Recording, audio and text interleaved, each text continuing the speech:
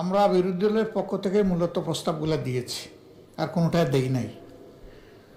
তো স্বাভাবিকভাবে এটা একটা রেওয়াজের প্রতি সম্মান রেখেই বলছি, যেহেতু এই রেওয়াজ এবং এই আলোচনা গ্রহণ হওয়ার সম্ভাবনা নাই, সেই কারণে আমরা মূল্যবান সময়টা বাঁচাইতে পারি কিনা, আমাদের কোনো সুযোগ আছে কিনা যে আমাদের দেওয়া এই ছাঁটাই প্রস্তাবগুলো আমরা প্রত্যাহার করে নিলাম, তাহলে বোধহয় কাজটা সহজ হয়।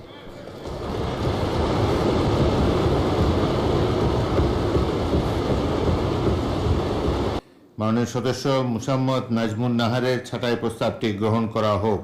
যারা এই প্রস্তাবের পক্ষে আছেন তারা হ্যাঁ বলুন, যারা এই প্রস্তাবের বিপক্ষে আছেন তারা না বলুন।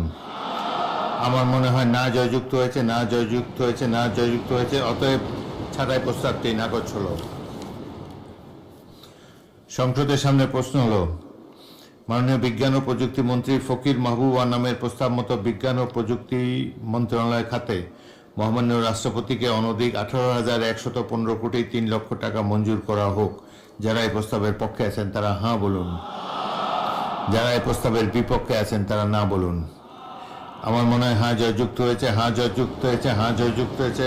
অতএব দাবি নম্বর 24 সংসদে গৃহীত হলো। দাবি নম্বর 25। আমি এখন দাবি নম্বর 25 উত্থাপনের জন্য মাননীয় স্বাস্থ্য পরিবার কল্যাণ মন্ত্রী সর্দার মোহাম্মদ সাখাওয়াত হোসেনকে আহ্বান জানাচ্ছি। মাননীয় স্পিকার স্যার, আপনাকে ধন্যবাদ।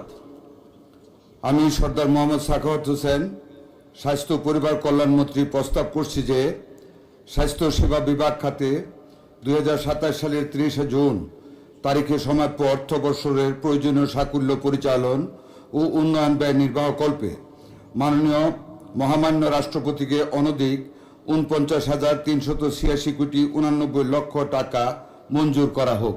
আপনাকে ধন্যবাদ মাননীয় স্পিকার।